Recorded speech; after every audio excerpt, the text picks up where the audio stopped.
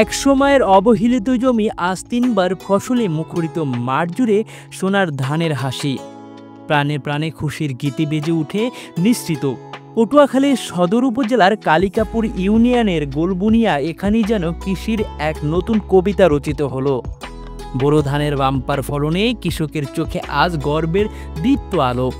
এই সোনালী ফসলের আনন্দ ভাগাভাগি করতে শুক্রবার বিকেলে মাঠ জুড়ে বাজে উৎসবের বাঁশি। কৃষকের আয়োজনে ঘোড়ার দৌড়, হাডুডু, তৈলক্ত কলা গাছে ওঠা, নাড়াকাটা প্রতিযোগিতা সহ আরও ছিল প্রীতি ফুটবল ম্যাচ। সব মিলিয়ে এক প্রাণবন্ত গ্রামীণ আনন্দনামা। ভালোই লাগছে। আমি এখানে প্রথমবার দেখলাম ঘোড়ার দৌড়, আর এখানে আমি জীবনে হাল চাষ করতে দেখিনি, এগুলো প্রথমবার দেখছি। আগে এক ফসল আছিল, এক আমন দিতাম, ঠিক আছে, আর ডাল দিতে মুগ ডাল। এখন মনে করেন এই কয় বছর ধরে মনে করেন আমন লাগায়, এবার বড় লাগাই এরি, এবার আবার ডাইল ফেলায়, তারপর আবার থেকে আউশ লাগায় আষাঢ় শ্রাবণ মাসে যেটা ওঠে। স্বতঃস্ফূর্তভাবে সকলের অংশগ্রহণ এবং কৃষকরা অত্যন্ত আনন্দিত।